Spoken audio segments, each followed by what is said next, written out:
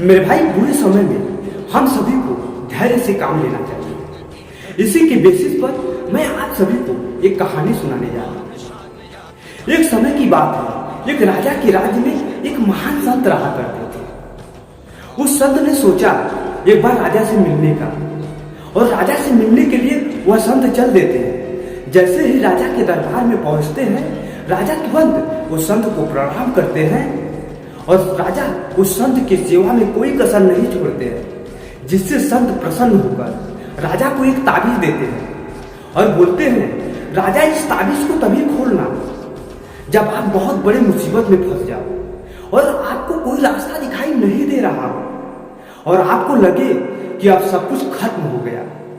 तब इस ताबीज को खोल लेना और इसमें एक दिव्य मंत्र लिखा है, उसको पढ़ लेना, जिससे आपकी सारी प्रॉब्लम दूर हो जाएगी। और ध्यान रहे, इस ताबीज को तभी खोलना जब आपका बुरा वक्त स्टार्ट हो गया। और राजा उस संत की बात को सुनकर उस ताबीज को लपेटकर गले में पहन लेता है। कुछ दिनों के बाद पड़ोसी राज्य के सैनिकों ने राजा के ऊपर आक्रमण कर दिया और राजा अकेले होने के कारण राजा के सैनिक मारे जाते हैं। राजा अपनी जान बचाने के लिए जंगलों में भागते भागते एक गुफा में जाकर छिप जाता है और राजा डरने लगता है कि अब ये लोग हमें बंदी बना लेंगे और अब सब कुछ खत्म हो गया। तभी राजा को उस संत के द्वारा दिए गए ताबीज का ध्यान आता है, ख्याल आता है और राजा तुरंत उस ताबीज को खोलता है।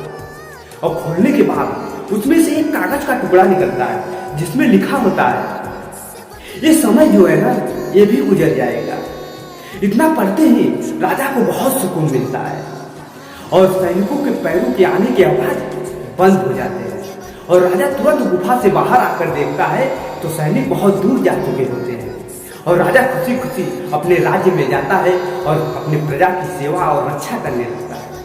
ठीक ऐसा ही हमारे जीवन में भी होता है मेरे भाई।